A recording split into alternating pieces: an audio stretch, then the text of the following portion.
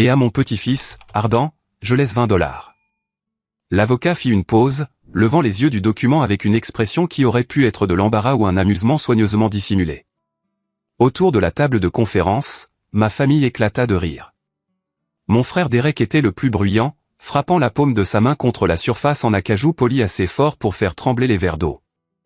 20 $, alta-t-il, des larmes se formant au coin de ses yeux. 20 $ entiers. Papy t'a vraiment montré ce qu'il pensait de toi, petit frère. Ma sœur Mélissa était plus discrète, couvrant sa bouche de sa main manucurée, mais je pouvais voir ses épaules secouées par des rires à peine réprimés. Mon père n'essaya même pas de cacher sa satisfaction, se penchant en arrière dans son fauteuil en cuir avec un sourire narquois qui disait que tout ce qu'il avait toujours cru à mon sujet venait d'être confirmé. Je restais très immobile sur ma chaise à l'extrémité de la table, regardant ma famille célébrer mon humiliation. L'avocat, un homme aux cheveux d'argent nommé Franklin Pierce, qui s'était occupé des affaires de mon grand-père pendant plus de 30 ans, me regardait avec quelque chose qui aurait pu être de la sympathie. Ou peut-être savait-il quelque chose que les autres ignoraient. Le legs est accompagné de cette enveloppe, dit Franklin, faisant glisser une petite enveloppe blanche sur la table vers moi. Monsieur Holloway a été très spécifique sur le fait qu'elle vous soit remise personnellement, non ouverte. Je pris l'enveloppe. Elle était légère, à peine quelque chose à l'intérieur. Je pouvais sentir le contour de ce qui était manifestement un billet plié à travers le papier. « Ouvre-la » exigea Derek, toujours souriant. « Laisse-nous voir le généreux cadeau de papy. » Peut-être que c'est un 20 $ spécial, un objet de collection qui vaut 21 $. Plus de rire de la famille. Ma mère, qui était restée silencieuse pendant toute la lecture, tendit la main et me tapota la mienne dans ce qui était censé être un geste réconfortant, mais qui ressemblait plus à de la pitié. Je n'ouvris pas l'enveloppe. Pas là. Pas devant eux. Je pense que nous avons terminé ici, dis-je doucement en me levant de ma chaise. Merci, monsieur Pierce. Je vous contacterai si j'ai des questions. Je sortis de la salle de conférence avec l'enveloppe dans ma poche, laissant derrière moi le son des rires continus de ma famille et les échos de tout ce que mon grand-père leur avait réellement laissé. La maison dans le Connecticut d'une valeur de 800 000 $ à mon frère, les comptes d'investissement totalisant plus de 500 000 $ à ma sœur, la propriété de vacances dans le Maine à mes parents, et tous les actifs liquides restants répartis entre les divers oncles, tantes et cousins qui s'étaient présentés pour recevoir leur part. 20 $. Après 12 ans de visites hebdomadaires, de dîners du dimanche, de l'avoir accompagné pendant sa chimiothérapie, sa kinésithérapie et son lent déclin dans le brouillard de la démence qui l'a finalement emporté. Après avoir été le seul petit-fils qui s'est réellement présenté, qui s'est réellement soucié, qui a réellement écouté ses histoires, lui a tenu la main et lui a dit qu'il était aimé, 20 $. Je n'ai ouvert l'enveloppe que lorsque j'étais assis dans ma voiture dans le parking souterrain de l'immeuble du cabinet d'avocat. Les murs en béton semblaient appropriés en quelque sorte. Un espace froid et gris pour ce que je supposais être un moment froid et gris. J'ai glissé mon doigt sous le rabat et j'ai déchiré l'enveloppe. À l'intérieur se trouvait un seul billet, un billet de 20 $ qui semblait ordinaire à tous égards. Andrew Jackson me regardait avec son expression sévère habituelle, n'offrant aucune explication sur la raison pour laquelle mon grand-père avait choisi cette méthode particulière de communication finale. Puis j'ai retourné le billet et j'ai vu ce que mon grand-père avait fait. Le numéro de série sur le billet avait été encerclé. Pas seulement encerclé, mais repassé plusieurs fois avec un marqueur rouge. L'encre était épaisse et délibérée, impossible à manquer si on regardait vraiment. 8 chiffres et 2 lettres soulignées en cramoisi comme un message écrit en code, ce qui, je l'ai réalisé avec une soudaine lueur de compréhension, était exactement ce que c'était. Mon grand-père avait été comptable pendant 47 ans. Les chiffres étaient son langage, sa poésie, sa façon de comprendre et d'ordonner le monde. Quand j'étais jeune et que j'avais des difficultés en mathématiques à l'école, il s'asseyait avec moi pendant des heures, me montrant comment les chiffres racontaient des histoires si on savait les lire. Il m'a appris que chaque chiffre signifiait quelque chose, que rien en comptabilité n'était jamais aléatoire ou accidentel. Les chiffres ne mentent pas, disait-il. Les gens mentent, les institutions mentent, mais les chiffres, bien compris, disent toujours la vérité. J'ai regardé le numéro de série sur le billet de 20 $. Ces 8 chiffres encerclés en rouge, et j'ai su avec une certitude absolue que mon grand-père me disait quelque chose. La question était, quoi? J'aurais dû le voir venir. Les signes étaient tous là, 35 ans de signes. Je m'appelle Ardent Holloway. J'ai 35 ans et je travaille comme comptable dans un cabinet de taille moyenne à Hartford, Connecticut. J'ai suivi les traces de mon grand-père, attiré par le même monde de chiffres, de registres et d'états financiers qui avaient défini sa carrière. C'était l'une des rares choses chez moi qu'il semblait sincèrement approuver et l'une des rares choses pour lesquelles ma famille se moquait constamment de moi. Ardent le comptable, disait Derek lors des réunions de famille, faisant en sorte que ça sonne comme une insulte. Compter des haricots pour gagner sa vie. Quel glamour. Derek était un promoteur immobilier, ou du moins c'est ainsi qu'il se présentait. En pratique, il achetait des propriétés avec l'argent qu'il empruntait à notre père, engageait des entrepreneurs pour faire le travail réel, puis vendait les bâtiments rénovés avec un profit qui, d'une manière ou d'une autre, ne se matérialisait jamais tout à fait en indépendance financière. Il avait 40 ans et comptait toujours sur nos parents pour couvrir ses paiements hypothécaires pendant les mois creux, qui semblaient se produire avec une fréquence remarquable. Mélissa était décoratrice d'intérieur, ce qui signifiait qu'elle dépensait l'argent des autres pour rendre leur maison chère. Elle était douée pour ça, je devais l'admettre, avec un véritable sens de l'esthétique et un talent pour convaincre les clients fortunés qu'ils devaient remplacer des meubles parfaitement fonctionnels par des pièces plus neuves et plus à la mode. Elle avait 38 ans, avait divorcé 2 fois et sortait actuellement avec un homme qui allait très certainement être son 3e mari divorcé. J'étais le plus jeune, le plus silencieux, celui qui n'avait jamais tout à fait correspondu au récit que la famille préférait d'elle-même. Les Holloway étaient censés être audacieux et charismatiques, des preneurs de risques qui faisaient fortune grâce à des entreprises audacieuses et à un magnétisme personnel. J'étais prudent et méthodique, plus à l'aise avec les feuilles de calcul qu'avec les cocktails, plus intéressé par la précision que par les affirmations. Mon grand-père, Walter Holloway, avait été le même. Il avait bâti une carrière réussie en tant qu'expert comptable agréé, créant finalement son propre petit cabinet qu'il a dirigé pendant 3 décennies avant de prendre sa retraite. Il n'était ni tape à accent grave-l'œil ni excitant selon les normes de la famille Holloway, mais il était solide, fiable et scrupuleusement honnête. Il payait ses impôts à temps, tenait des registres méticuleux et n'a jamais pris un raccourci qui compromettait son intégrité. Le reste de la famille considérait son style de vie avec un mépris à peine dissimulé. Mon père, le fils unique de Walter, avait rejeté la comptabilité dès qu'il a été assez âgé pour faire ses propres choix, se lançant plutôt dans la vente et le marketing. Il gagnait bien sa vie, mieux que le modeste revenu de mon grand-père, et ne laissait jamais personne l'oublier. Papa a gaspillé ses talents, ai-je entendu mon père dire à quelqu'un lors d'une fête une fois.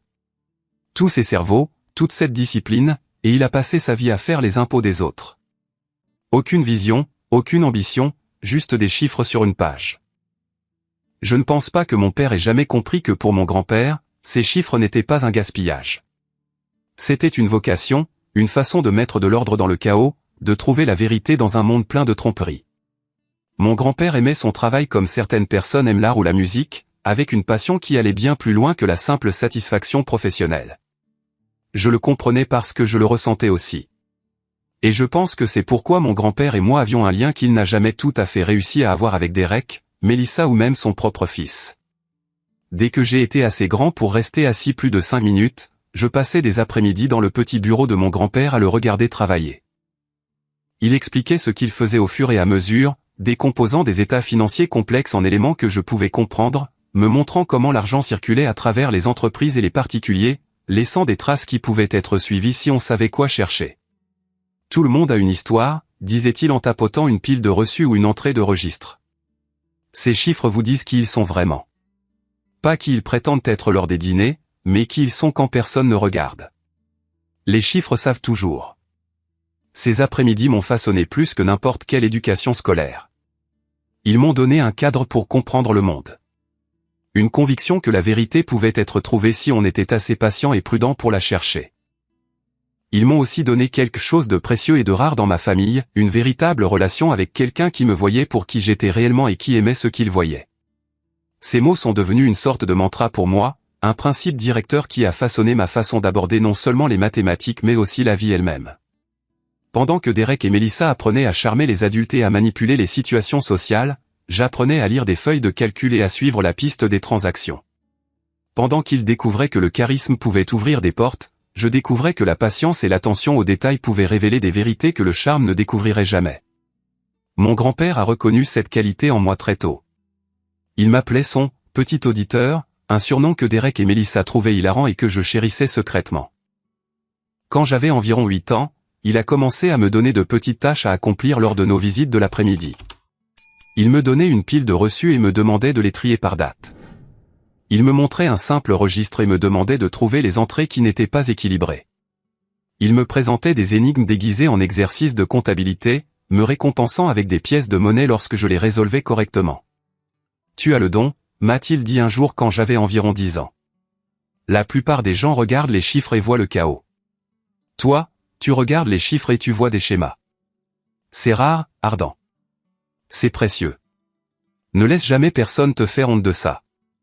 Je me suis souvent souvenu de cette conversation au cours des années qui ont suivi, surtout lorsque ma famille a clairement fait savoir qu'elle trouvait mes intérêts ennuyeux et ma personnalité manquante. Derek était l'athlète, le vendeur, l'âme de la fête. Mélissa était l'artiste, la beauté, le papillon social. J'étais juste Ardent, le silencieux qui aimait les chiffres, et personne ne semblait penser que c'était quelque chose à célébrer. Personne sauf mon grand-père. Alors que mon grand-père vieillissait et que sa santé déclinait, je suis devenu son visiteur le plus fréquent. Chaque dimanche, sans faute, je parcourais les 45 minutes de mon appartement à Hartford jusqu'à sa maison à Westbrook, apportant des courses, des médicaments ou simplement ma compagnie. Nous nous asseyions dans sa cuisine, buvant du thé et parlant de chiffres, de la vie, de la famille et de ses divers drames. Il m'a dit des choses pendant ces visites que je ne pense pas qu'il ait jamais dites à personne d'autre. Des histoires sur sa propre enfance, sur les sacrifices qu'il avait faits, sur les opportunités qu'il avait laissées passer parce qu'elles ne correspondaient pas à ses valeurs. Il a parlé de ses déceptions avec mon père, de la façon dont son fils unique avait tourné, bien qu'il ait toujours pris soin de le présenter comme son propre échec plutôt que celui de mon père. Je ne savais pas comment l'atteindre, a admis mon grand-père une fois lors de l'une de nos dernières conversations cohérentes avant que la démence ne s'installe vraiment. Il voulait un père différent de celui que je savais être, plus excitant, plus aventureux. J'étais juste un homme qui aimait les chiffres. Ce n'était jamais assez pour lui. C'est assez pour moi, lui ai-je dit, et je le pensais complètement. Mon grand-père m'a regardé alors avec une telle tendresse que j'ai dû détourner le regard. Tu es le seul qui ait jamais compris, a-t-il dit doucement. Le seul qui ait jamais vu. Souviens-toi de ça, Ardent. Le moment venu, souviens-toi que tu étais celui qui a vu. Je n'ai pas compris ce qu'il voulait dire. Je l'ai classé comme les divagations d'un vieil homme dont l'esprit commençait à glisser. Un commentaire énigmatique sans réelle signification. J'avais tort. Après avoir quitté le cabinet d'avocat, j'ai conduit directement à la First National Bank de Westbrook, la même banque où mon grand-père avait maintenu ses comptes pendant plus de 50 ans. Je connaissais légèrement la directrice de la succursale, une femme nommée Patricia Vance, qui s'était occupée des affaires de mon grand-père pendant ces dernières années et qui l'avait toujours traité avec respect et gentillesse. Je suis entré dans la banque avec le billet de $20 dans ma poche, mon cœur battant d'un mélange d'anticipation et de crainte. Je n'avais aucune idée si ma théorie était correcte, si le numéro de série encerclé signifiait réellement quelque chose, ou si je me raccrochais simplement à des branches, cherchant une signification là où il n'y en avait aucune. Patricia était dans son bureau, visible à travers les murs de verre qui séparaient la zone de direction du hall principal. Elle a levé les yeux à mon approche et s'est immédiatement levée pour me saluer. « Ardent », dit-elle chaleureusement en me tendant la main. « J'ai été si désolé d'apprendre pour votre grand-père. C'était un homme merveilleux. Merci. J'apprécie. » J'ai hésité, soudainement incertain de la façon de procéder. « J'ai besoin de vous demander quelque chose. Cela peut sembler étrange, mais j'ai besoin que vous me fassiez confiance. » L'expression de Patricia est passée de la sympathie à la curiosité. « Bien sûr. » De quoi s'agit-il? J'ai sorti le billet de $20 de ma poche et je lui ai montré le numéro de série. Le cercle rouge que mon grand-père avait dessiné autour de ces 8 chiffres. « Est-ce que ce numéro signifie quelque chose pour vous? » ai-je demandé. « Est-il possible qu'il corresponde à quelque chose ici à la banque? Un coffre-fort peut-être, ou un numéro de compte. » Patricia a pris le billet et l'a étudié attentivement. Son front s'est plissé de concentration, puis ses yeux se sont légèrement écarquillés. « Attendez ici, dit-elle. Je dois vérifier quelque chose. » Elle a disparu à l'arrière de la banque, me laissant seul dans le hall, mon pouce accélérant. 5 minutes passèrent, puis 10. Je commençais à penser que je m'étais ridiculisé quand Patricia est réapparue, le visage pâle et les mains tremblant légèrement. « M. Holloway, dit-elle, Et il y avait quelque chose de différent dans sa voix maintenant, une formalité qui n'était pas là auparavant. Voudriez-vous s'il vous plaît venir avec moi? Elle m'a conduit à travers une porte sécurisée, dans un couloir que je n'avais jamais vu auparavant, et au sous-sol de la banque où se trouvaient les coffres-forts. La pièce était fraîche et silencieuse, bordée de boîtes en métal de différentes tailles, une chambre forte dans une chambre forte conçue pour protéger les biens les plus précieux des clients de la banque. Patricia s'est arrêtée devant une grande boîte, l'une des plus grandes de la pièce, et s'est tournée vers moi. Cette boîte a été ouverte par votre grand-père en 1987, dit-elle. Il l'a payée en espèces, 50 ans à l'avance. Le contrat de location stipule qu'elle ne peut être consultée que par quelqu'un qui fournit la bonne combinaison, qui est. Elle a jeté un coup d'œil au billet de $20 toujours dans sa main. Point le numéro de série de ce billet. J'ai senti mes genoux faiblir. 37 ans. Mon grand-père avait gardé cette boîte pendant 37 ans, la payant à l'avance, mettant en place un code d'accès que seul quelqu'un qui le comprenait vraiment penserait à vérifier. L'accord stipule également, a poursuivi Patricia, qu'au décès de votre grand-père, le contenu de la boîte devient la propriété exclusive de la personne qui fournit correctement le code d'accès. Aucun autre membre de la famille, aucune réclamation sur la succession, juste la personne avec le numéro. Puis-je? Ma voix est sortie à peine comme un murmure. Puis-je voir ce qu'il y a à l'intérieur? Patricia a hoché la tête. Elle a retiré la boîte de son emplacement dans le mur, un processus qui nécessitait à la fois sa clé et un code qu'elle a entré sur un petit clavier. La boîte était lourde, beaucoup plus lourde que sa taille ne le suggérait.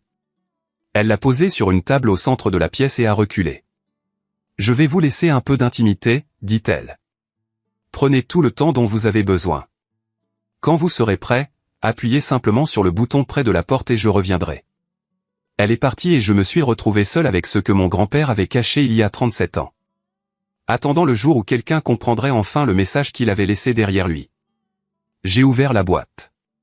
Pendant un long moment, je n'ai pas pu traiter ce que je voyais.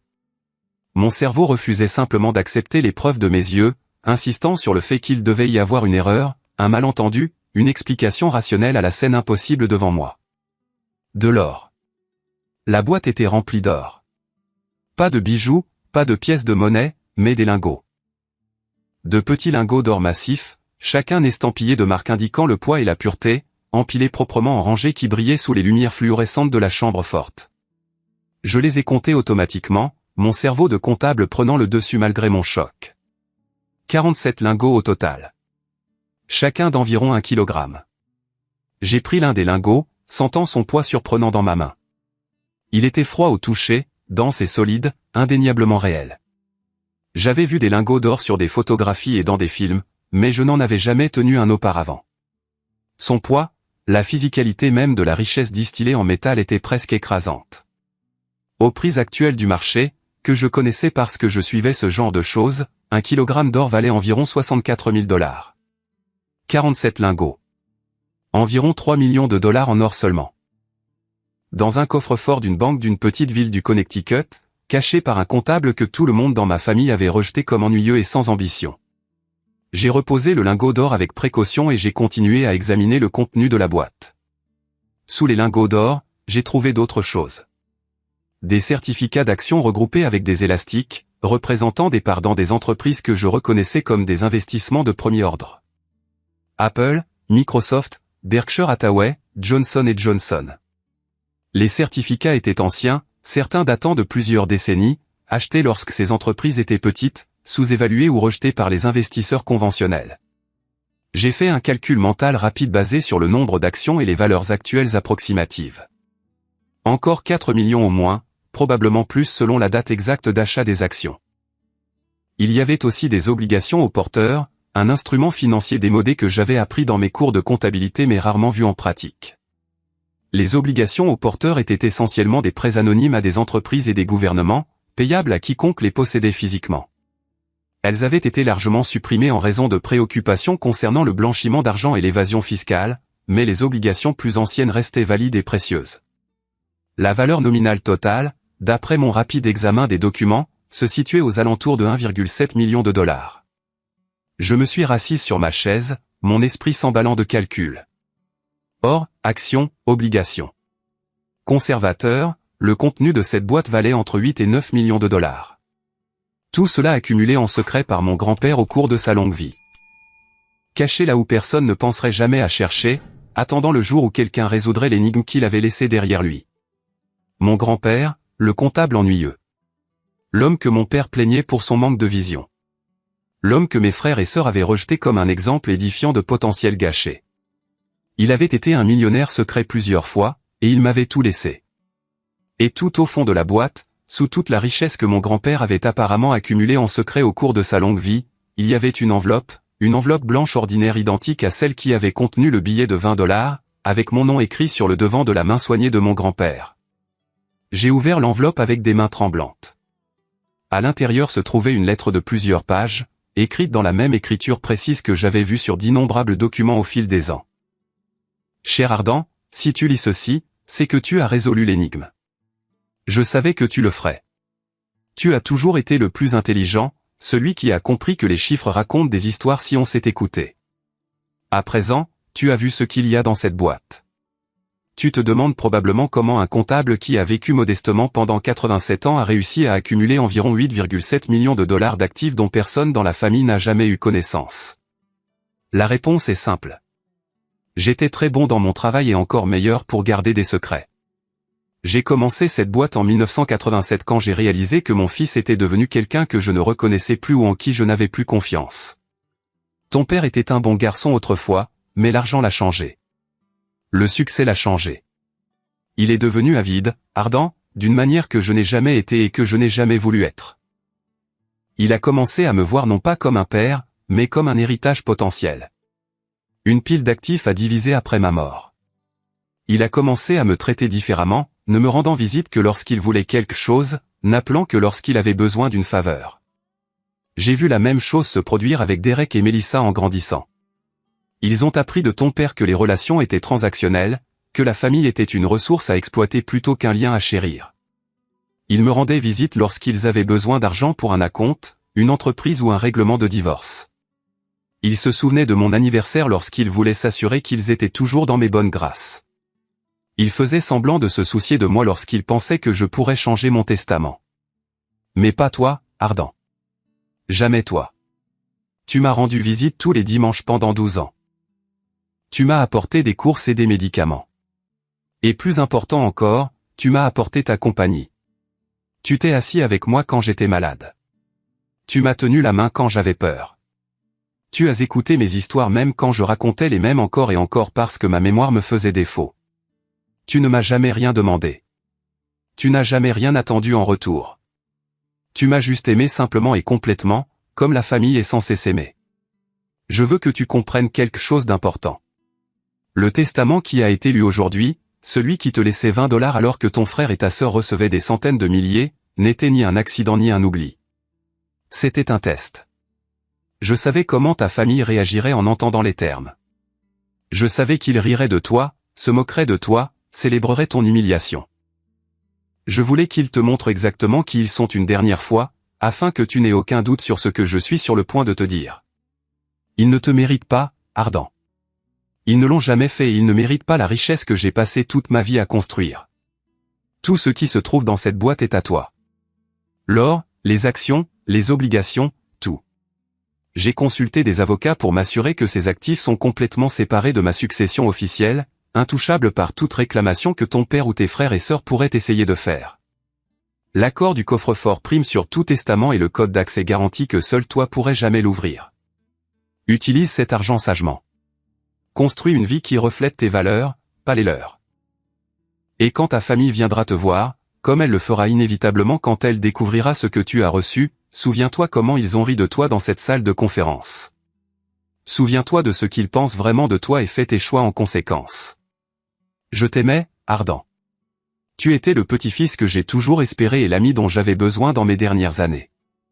Merci de m'avoir vu comme plus qu'un vieil homme avec des chiffres. Merci d'avoir été celui qui a compris. Ton grand-père, Walter.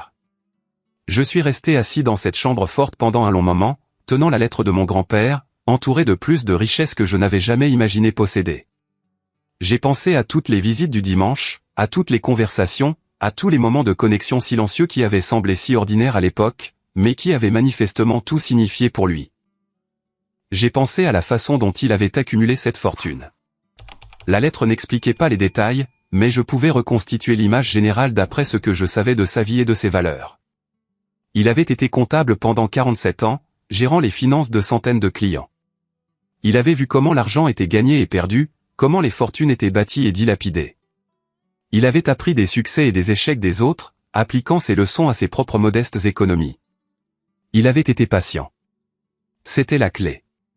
Pendant que d'autres personnes couraient après des rendements rapides, des tuyaux et des combines pour devenir riches rapidement, mon grand-père avait simplement acheté des actifs de qualité et les avait conservés pendant des décennies. Il avait réinvesti les dividendes, profité des intérêts composés et accumulé lentement des positions dans des entreprises qu'il croyait capables de résister à l'épreuve du temps. Il avait acheté de l'or quand il était bon marché, des obligations quand les taux d'intérêt étaient élevés, des actions quand le marché était déprimé, et il avait tout gardé secret. Non pas par cupidité ou paranoïa, mais parce qu'il avait vu ce que l'argent faisait à sa famille. Il avait vu son propre fils être consumé par la poursuite de la richesse et du statut. Il avait vu ses petits-enfants apprendre à valoriser les gens en fonction de ce qu'ils pouvaient fournir plutôt que de qui ils étaient. Il avait décidé il y a des décennies que cette partie de sa richesse serait différente. Elle irait à quelqu'un qui la méritait. Quelqu'un qui avait prouvé son caractère par des années de loyauté discrète et d'affection sincère. Quelqu'un comme moi. J'ai pensé à ma famille qui riait de moi dans cette salle de conférence, célébrant ce qu'ils croyaient être mon humiliation ultime. Ils avaient passé leur vie à traiter mon grand-père comme une ressource à exploiter, ne lui rendant visite que lorsqu'il voulait quelque chose, feignant une affection qu'il ne ressentait pas. Et il avait tout vu. Il avait tenu ses registres, à sa manière. Il avait porté ses jugements sur la base des preuves. Et à la fin, les chiffres avaient dit la vérité, comme il l'avait toujours dit. Je n'ai pas parlé à ma famille du coffre-fort. Pas tout de suite.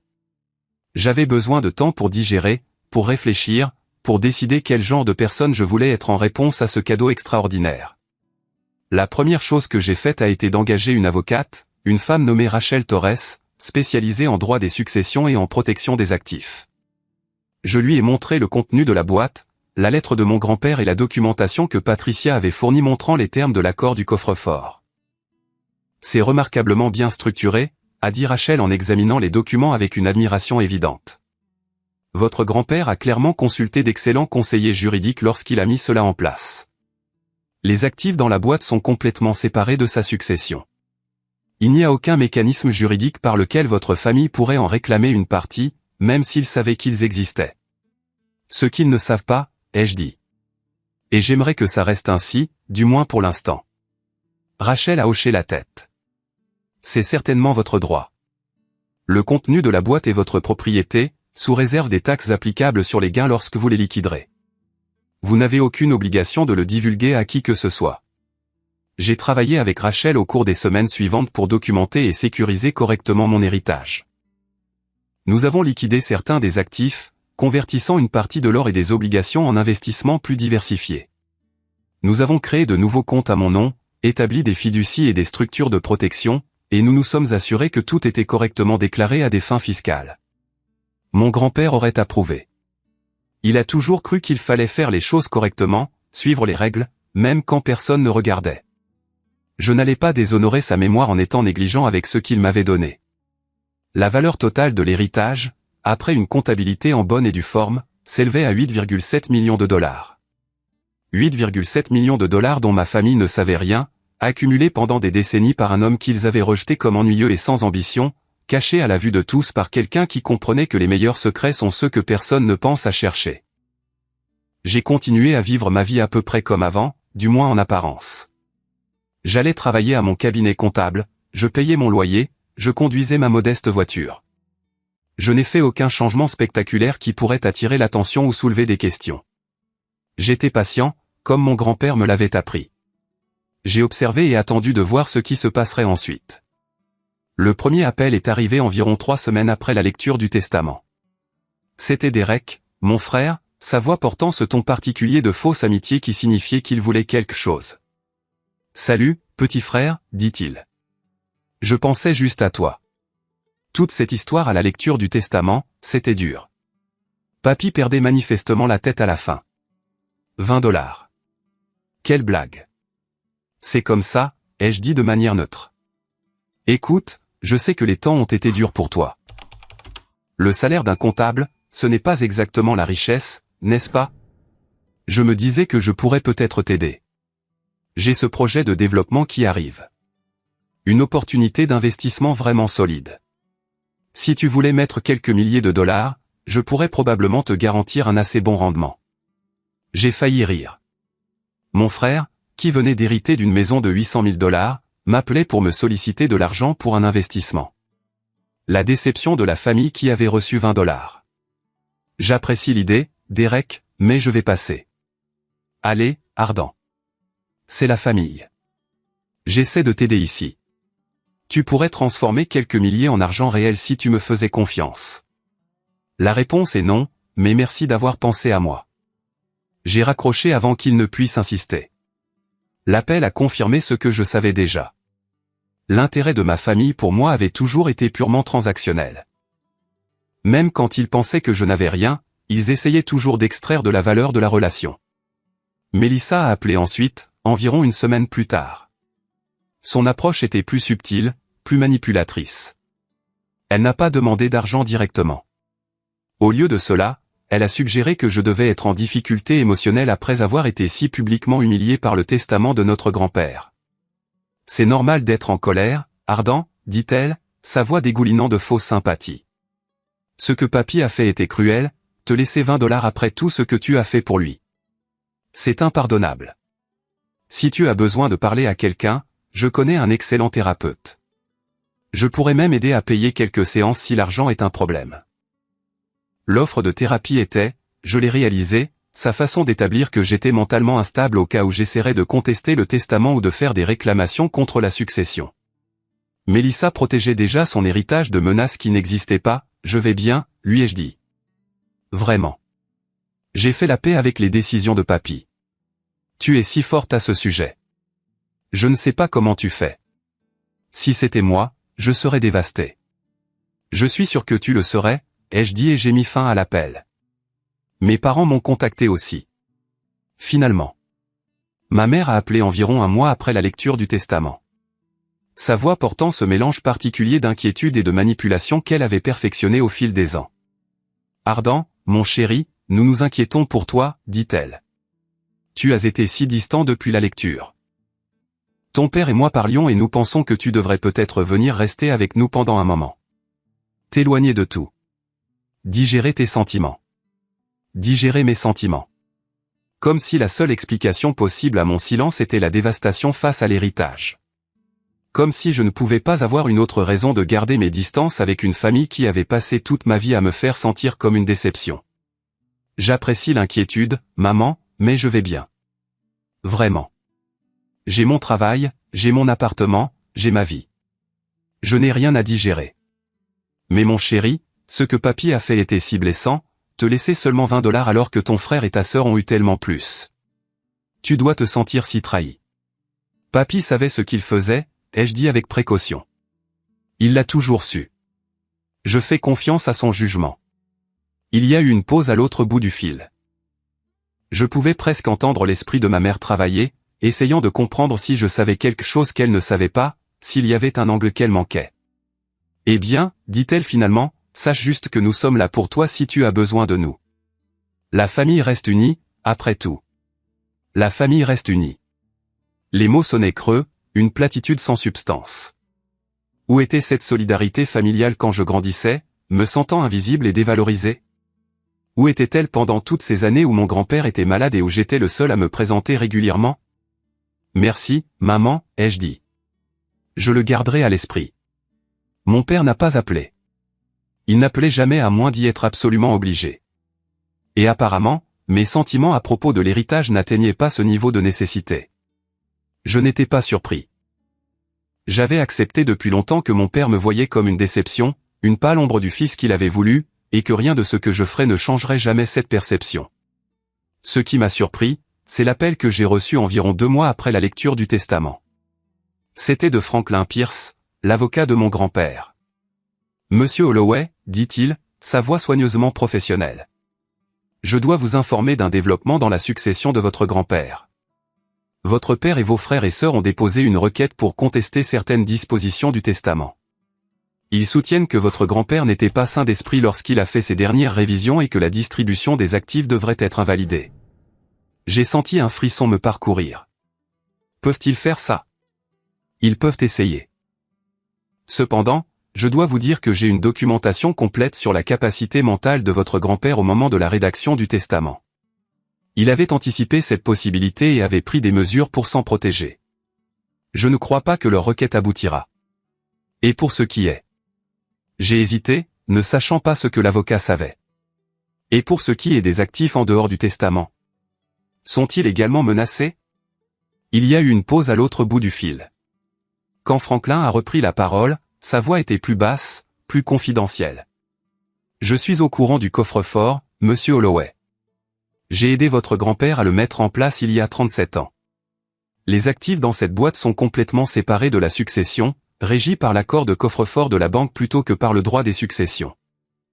Votre famille ne peut pas y toucher, même s'ils savaient qu'ils existaient, ce dont je suis tout à fait certain qu'ils ne savent pas. J'ai poussé un soupir de soulagement que je ne réalisais pas avoir retenu. Merci de me le dire. Votre grand-père était un homme remarquable, a dit Franklin. Il a passé des décennies à planifier ce moment, s'assurant que la bonne personne recevrait son véritable héritage. Vous devriez savoir qu'il parlait souvent de vous lors de nos réunions au fil des ans. Il était très fier de vous, monsieur Holloway. Très fier en effet. La contestation judiciaire a duré plusieurs mois. Ma famille a engagé des avocats coûteux, a déposé requête sur requête et a avancé des arguments de plus en plus désespérés sur l'influence indue et la capacité diminuée. Je suis resté à l'écart autant que possible, laissant Franklin s'occuper du travail juridique pendant que je me concentrais sur ma propre vie. Le processus était épuisant, même si je n'étais pas directement impliqué dans la plupart des cas. Franklin me tenait informé des développements, des dépositions, des audiences et des manœuvres juridiques sans fin. Les avocats de ma famille ont soutenu que mon grand-père souffrait de démence lorsqu'il a rédigé son testament. Qu'il ne pouvait pas comprendre ce qu'il faisait en ne laissant à son plus jeune petit-fils que $20 tout en donnant des centaines de milliers à tous les autres. Il ne savait pas, bien sûr, que les $20 étaient la chose la plus précieuse de tout le testament. Il ne savait rien du coffre-fort, du numéro de série ou du reste. Il se battait pour ce qu'il pensait être un affront, une erreur, une preuve de déclin mental. Il n'avait aucune idée que mon grand-père jouait aux échecs pendant qu'il jouait aux dames. Franklin a présenté des preuves à chaque audience. Des dépositions filmées des médecins de mon grand-père, confirmant qu'il était pleinement compétent lorsque le testament a été rédigé. Des déclarations écrites des témoins qui étaient présents lorsqu'il a signé le document. De la documentation montrant que mon grand-père avait consulté plusieurs avocats sur une période de plusieurs années, construisant soigneusement son plan successoral en pleine connaissance de ce qu'il faisait. La juge n'a pas été impressionnée par les arguments de ma famille. Elle a noté dans sa décision que les testateurs ont une grande latitude dans la manière de distribuer leurs actifs et que laisser à un petit-fils un legs plus petit que les autres n'était pas une preuve d'incapacité mentale. Elle a souligné que mon grand-père avait clairement documenté ses raisons pour la distribution et que ces raisons, bien que peut-être douloureuses pour les parties exclues, étaient entièrement rationnelles. Finalement, la contestation a complètement échoué. La documentation de Franklin était irréfutable, montrant que mon grand-père était pleinement compétent lorsqu'il a rédigé son testament et qu'il avait pris ses décisions avec une intention claire et un jugement sain. La juge a rejeté l'affaire et a ordonné à ma famille de payer tous les frais de justice. Une dernière humiliation qui a apparemment mis mon père dans une rage qui a duré des semaines. J'ai appris cette rage par des cousins et des parents éloignés qui maintenaient encore des contacts avec diverses branches de la famille. Mon père, Derek et Melissa s'étaient apparemment unis dans leur fureur contre moi, convaincus que j'avais d'une manière ou d'une autre manipulé la situation pour les faire paraître mauvais. « Ils pensent que tu savais quelque chose », m'a dit un cousin. « Ils pensent que papy t'a dit un secret, t'a donné des informations que tu as utilisées contre eux. Ils sont obsédés par l'idée de découvrir ce que tu sais. Si seulement ils savaient. Si seulement ils avaient la moindre idée de ce que je savais réellement, de ce que mon grand-père m'avait réellement donné. Ils auraient été encore plus furieux. Mais j'ai gardé le silence. J'ai vécu modestement, j'ai travaillé à mon poste et j'ai tranquillement géré les 8,7 millions de dollars qui étaient maintenant les miens. J'ai fait quelques changements. Finalement. J'ai remboursé mes prêts étudiants, qui avaient été un fardeau pendant plus d'une décennie. J'ai acheté une petite maison dans un quartier agréable. Rien d'extravagant, mais confortable et entièrement à moi. J'ai augmenté mes dons de bienfaisance, soutenant des causes qui tenaient à cœur à mon grand-père, l'éducation, les programmes d'alphabétisation, les organisations qui aidaient les familles à faible revenu avec leurs impôts. Et j'ai créé une fondation, la Fondation Walter Holloway, nommée en l'honneur de mon grand-père, dédiée à fournir une éducation en comptabilité et une formation en littératie financière aux communautés mal desservies. Mon grand-père avait toujours cru que comprendre les chiffres était une forme de pouvoir, que la littératie financière pouvait changer des vies et sortir des familles de la pauvreté. Maintenant, j'avais les ressources pour diffuser cette croyance plus largement qu'il n'aurait jamais pu l'imaginer. La fondation a commencé modestement avec seulement quelques programmes à Hartford et dans les environs. Nous avons offert des services de préparation de déclaration de revenus gratuits dans des quartiers où des préparateurs prédateurs profitaient des familles vulnérables depuis des années, facturant des centaines de dollars pour des déclarations simples qui auraient dû ne rien coûter. Nous nous sommes associés à des community collèges pour offrir des bourses d'études aux étudiants poursuivant des études en comptabilité, avec un accent particulier sur les étudiants de première génération qui n'auraient peut-être pas eu accès à l'enseignement supérieur autrement. À mesure que la nouvelle de ce que nous faisions se répandait, les programmes se sont développés. Nous avons reçu des subventions de fondations plus importantes qui appréciaient notre mission. Nous avons recruté des bénévoles du secteur de la comptabilité, des experts comptables à la retraite et des jeunes professionnels cherchant à redonner. Nous nous sommes étendus aux ateliers de littératie financière, enseignant la budgétisation, l'épargne et l'investissement à des personnes à qui personne n'avait jamais expliqué comment l'argent fonctionne réellement. En 2 ans, la Fondation Walter Holloway avait aidé plus de 3000 familles avec leurs impôts, leur faisant économiser des centaines de milliers de dollars en frais qu'elles auraient payés à des préparateurs prédateurs. Nous avions financé 47 bourses d'études pour des aspirants comptables. Chaque bourse nommée d'après mon grand-père en reconnaissance de sa conviction que toute personne ayant l'aptitude et l'éthique de travail pouvait réussir dans ce domaine. Nous avions enseigné la littératie financière à plus de 500 adultes, dont beaucoup ont signalé des améliorations significatives de leur situation financière grâce à ce qu'ils ont appris. Chaque histoire de réussite ressemble à un hommage à mon grand-père. Chaque boursier qui obtient son diplôme, chaque famille qui déclare correctement ses impôts pour la première fois, chaque adulte qui comprend enfin comment créer un budget et s'y tenir. Ce sont les héritages qui comptent. Ceux qui se répercutent à travers les communautés et les générations. Mon grand-père m'a laissé de l'argent. Oui, beaucoup d'argent. Mais plus important encore, il m'a laissé un but. Il m'a montré que les compétences que j'ai, l'attention aux détails que ma famille a toujours tourné en dérision, peuvent faire une réelle différence dans la vie des gens. Il m'a donné les ressources pour agir sur cette connaissance et la sagesse de comprendre que la richesse n'est précieuse que lorsqu'elle est utilisée pour aider les autres. La Fondation a aidé des centaines de personnes jusqu'à présent.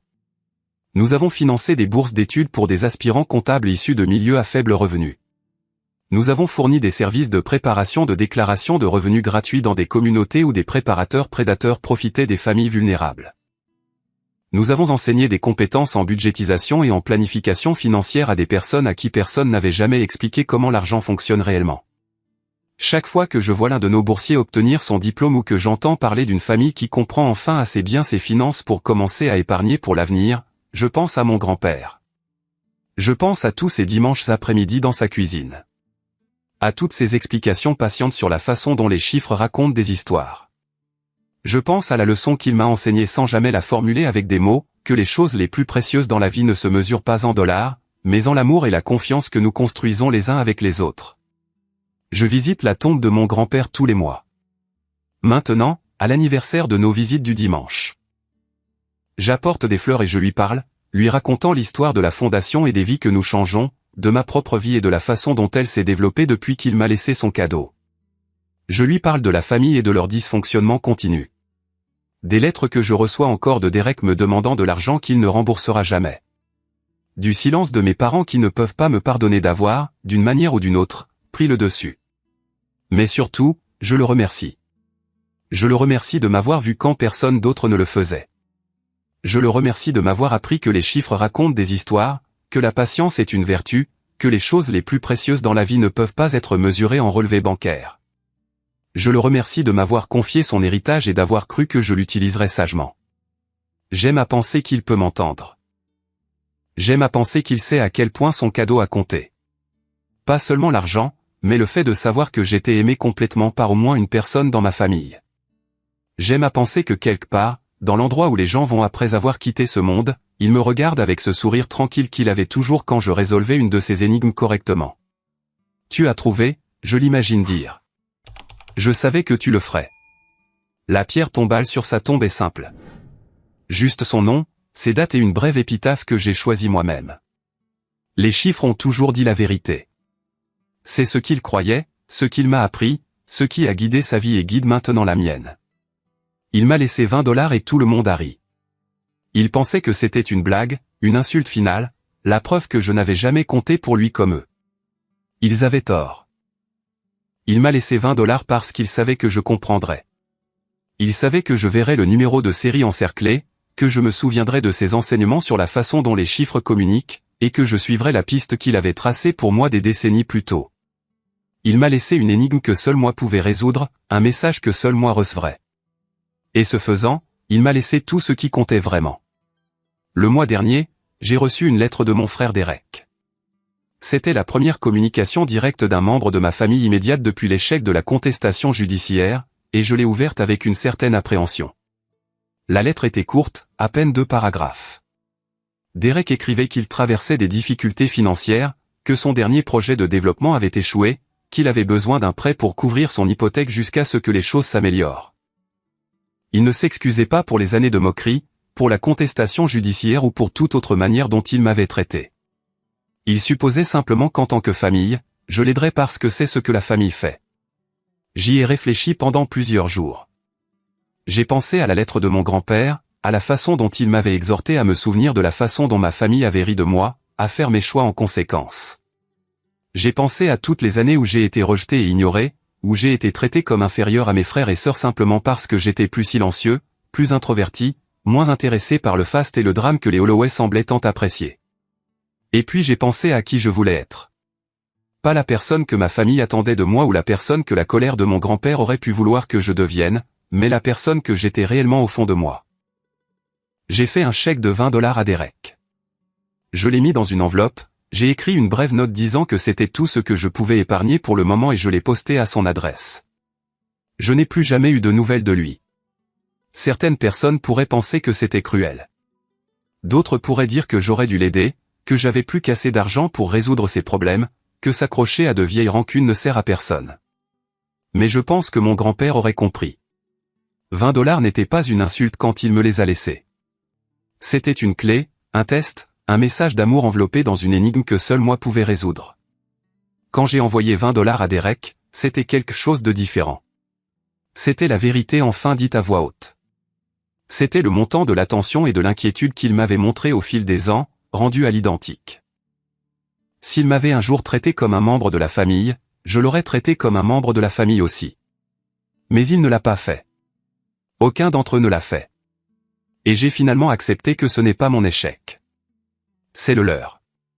J'ai maintenant 37 ans, 2 ans après ce jour dans le bureau de l'avocat où ma famille a ri de mon héritage. Je vis dans ma petite maison, je conduis ma modeste voiture, je travaille à mon cabinet comptable. De l'extérieur, rien n'a beaucoup changé dans ma vie. Mais tout a changé. J'ai la sécurité de savoir que je ne serai jamais financièrement vulnérable, que quoi qu'il arrive avec ma carrière, l'économie ou l'une des forces imprévisibles qui façonnent nos vies, je m'en sortirai. J'ai la satisfaction de savoir que mon grand-père m'a vu clairement, m'a aimé sincèrement et m'a confié son héritage. Et j'ai la liberté qui vient du fait d'avoir enfin accepté que je n'ai pas besoin de l'approbation de ma famille pour être digne d'amour. Parfois, je me demande ce que mon grand-père penserait s'il pouvait me voir maintenant. S'il pouvait voir la fondation qui porte son nom, les vies que nous avons changées, l'héritage que nous construisons ensemble. Je pense qu'il serait fier. Non pas à cause de l'argent, dont il ne s'est jamais soucié comme ma famille, mais à cause de ce que l'argent représente. La preuve que les choses qu'il valorisait, la patience, l'intégrité et une connexion humaine sincère, valaient plus à la fin que tout le faste et le charisme que ma famille prisait si haut. Je pense à lui tous les jours. Chaque fois que je m'assois à mon bureau et que j'ouvre une feuille de calcul, chaque fois que j'aide un client à comprendre ses finances, chaque fois que j'explique à un boursier de la fondation que son histoire compte et que ses rêves valent la peine d'être poursuivis, il est avec moi dans ces moments. Sa voix dans ma tête me rappelant que les chiffres racontent des histoires et que la vérité patiemment recherchée sera toujours révélée. Les chiffres ont dit la vérité, comme mon grand-père l'a toujours dit. Et la vérité était la suivante, j'étais celui qui comptait. J'étais celui qui s'était présenté. J'étais celui qui méritait ce qu'il avait à donner. 20 $. C'est ce que mon grand-père m'a laissé dans son testament. 8,7 millions de dollars. C'est ce qu'il m'a laissé en vérité. Et le fait de savoir que j'étais aimé complètement et inconditionnellement par au moins une personne de ma famille, cela vaut plus que tout le reste combiné. Merci d'avoir parcouru ce chemin avec moi. Siempre pienso en eso, o sea, no me gusta que la gente sienta compromisos. Acá nadie está obligado a nada. No, no me gusta eso. La idea es que la gente haga lo que se le cante. Eso God. Vale. Pumba, me llevo esto, me llevo esta cosa y esto. Organización. Me estoy organizando. Me estoy organizando una banda. Ah, yo también tengo discos. Tengo 2 repetidos, Cat. Y tengo el mismo de ese de Lana Rain. Vale. El de Lana Rain tengo. Dice, pero me tengo que poner al corriente porque la última vez que lo jugué fue hace años. Yo también, Marquitos. Vale, pero te va a gustar, te va a gustar. Está divertido. O sea, entre muchos es re divertido. Subí a oro, dice Rivan. Bueno, Rivan. Un aplauso. Un aplauso para Rivan. Un aplauso, Rivan. Un capo TFT. Y te dan cosas, ¿no? Te dan una mascota cuando termina la season. Algo así. No sé quién me dijo. Project me lo dijo, me parece. Mira, tengo antorchas de almas. No me jodas. Vale, tengo miedo, no te lo voy a negar. Estoy intentando organizar esta cosa. Dice... soy el más capito. ¡No! Riva, no me jodas. Acabo de leer la frase secreta. No me jodas. Vale, igual te banco. Te banco una banda arriba si sos. Te voy a bancar siempre, 100%. Vale. Pongo esto acá. Pongo esto acá. Esto acá. Y voy armando todo el inventario secreto bien organizadito. Siempre me dicen que está todo mal organizado. Voy a darlo todo. Voy a darlo todo para organizar. Dejo esto acá. Redstone. Me cuesta una banda encontrar la Redstone, Antes se encontraba re rápido la Redstone. Dice... vos lo dijiste. No me jodas. Yo te leí. Yo te leí. Y vos lo escribiste. ¡Oh! Ahí tenés. Start down for what. No me jodas. Un aplauso. Ambos lo son. Qué asco. Qué asco, no me jodas, Marquitos. No me jodas, yo solo estaba leyendo. Me dijo mentira. Vale. A ver, voy a poner esto acá. Fragmento de disco. Tengo fragmento de disco. A ver. Albert Einstein. Samuel Albert. A ver. No tengo caja musical. ¿Cómo se arma? Lo voy a buscar en Google. ¿Cómo se arma la caja secreta? Google. ¿Cómo se arma la caja musical Minecrafter? Vale, tengo los discos. Necesitas colocar un diamante en el centro de la mesa de crafteo y rodearlo con 8 tablones de madera. Ah, re fácil. Igual es gastar un diamante al pedo. Tengo 12. Pero lo voy a hacer. Voy a tomar el riesgo 100%. Vale, let's go. Necesito escuchar esa canción. Necesito escuchar a Einstein. Es el único que sabe todo. El de la verdad absoluta. Vale, toca discos. Tocame el Windows. Vale, let's go. ¿La música?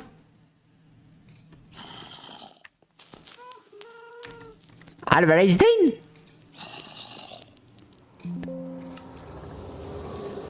Está re siniestro esto. Para un poco. Esto está terrorífico. No, pero no la puedo escuchar acá abajo, amigos. El son microto claro. Mirá todos los ruidos que tengo en mi casa. Es un asco para que bajo el volumen. No, en mi casa no se puede escuchar un carajo. No hay manera. Dice, dice el Buster. Y son las 4 AM. Acá son las 5 casi. Acá son las 5 ricolinas. Arriba. Hoy es 9. No coincide.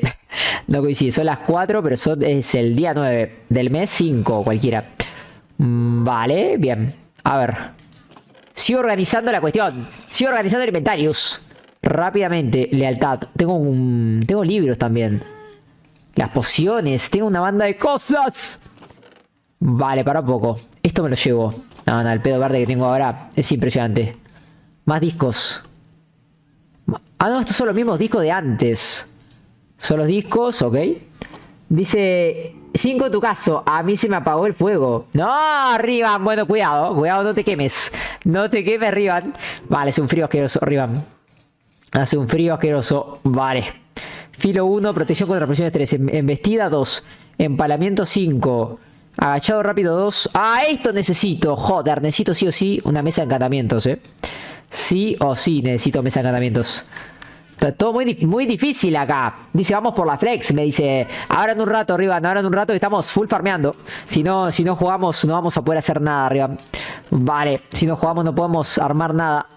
Lealtad 3 me dice. Lealtad 3. Falta level 30 para encantar. A mí también me falta level 30. Pero es que no tengo ni la mesa, Javito. No tengo nada en mi casa, no tengo nada. Vale. Bueno, jugaré mañana, qué sé yo. Ya es tarde.